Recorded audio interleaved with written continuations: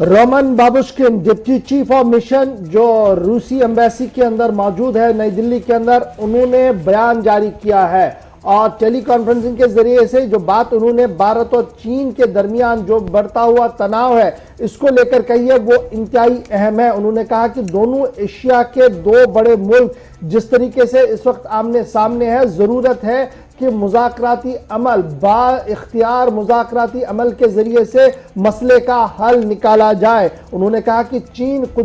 रूस जो है वो कुदरती तौर इस मसले के साथ जुड़ा हुआ है क्योंकि भारत और चीन के साथ बड़े अच्छे संबंध है और उन संबंधों को उन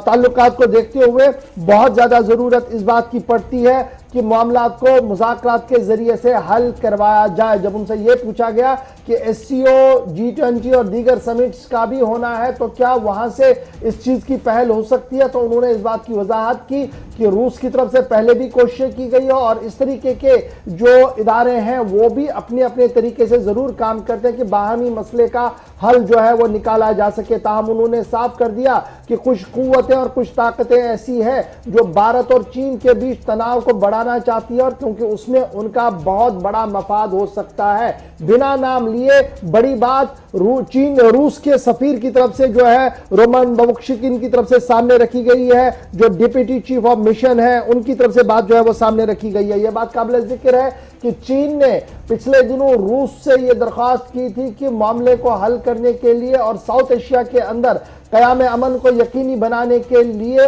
उन ताकतों को बाहर रखा जाए जो एशिया के अंदर सूरत हाल को बिगाड़ना चाहती है। सीधे से उनका मामला था कि अमेरिका को इस पूरी गेम से बाहर रखा जाए ताकि सूरत हाल कशीदा और ज्यादा ना हो। अमेरिका की तरफ से साफ कर दिया गया है कि चीन के खिलाफ जो मुहिम छेड़ी गई है उसे मंतकी अंजाम तक पहुंचाया जाएगा, क्योंकि आपको याद होगा कि कल ही पेंटागन ने साफ कर दिया है और डोनाल्ड ट्रंप की तरफ से जो हुक्मनामा जारी कर दिया गया था उसमें कहा गया था कि पेंटागन और नाटो के फौजियों के बीच मशावरत जारी है और यही वजह है कि माइक पोम्पियो को खुफिया दौरे पर भी खलीजी मुल्कों के दौरे पर भेज दिया गया है और यूरोपियन यूनियन के साथ राब्ते को कहा गया है। और ये जराया साफ कर रहे हैं और बैनुल-अक़वामी मीडिया इस बात की ओर इशारा कर रहा है कि शायद डोनाल्ड ट्रंप के दौरे इख्तिदार खत्म होने से कबल चीन के खिलाफ कोई कार्रवाई हो और उसी का असर ग्लोबल टाइम्स ने भी दिखाया है, जिसमें उन्होंने साफ कर दिया है कि अमेरिका जिस जारिहाना कुव्वत के साथ आगे बढ़ने की कोशिश कर रहा है उससे बहुत नुकसान चीन को हो सकता है। इसलिए बाइख्तियार कमेटी जो चीन की है उन्हें बाखबर होना पड़ेगा और हर सूरत हाल से निपटने के लिए तैयार रहना होगा। और सफारती मामलों पर चीन की तरफ से भी पिछले 48 घंटों के दौरान काफी ज्यादा पेशरफ जो है वो हो रही है और मुख्तलिफ मुल्कों के सफीरों के साथ और मुख्तलिफ मुल्कों के सरबराहान के साथ चीन भी बराबर राब्ते में है। तो सूरत हाल इस वक्त यह बन रही है भारत और चीन के बीच जंग के आसार बहुत कम है और मुज़ाकरात के जरिए से मसले का हल निकालने की उम्मीदें बहुत ज्यादा बन रही है, लेकिन आलमी कुव्वतें जिस तरीके से बयान दे रहे हैं उससे साफ लग रहा है कि कुछ भी हो सकता है और शायद चीन पर इस तरीके की अमेरिका कार्रवाई भी करे डोनाल्ड ट्रंप के दौरे इख्तिदार के दौरान ही, क्योंकि अभी जनवरी के वक्त तक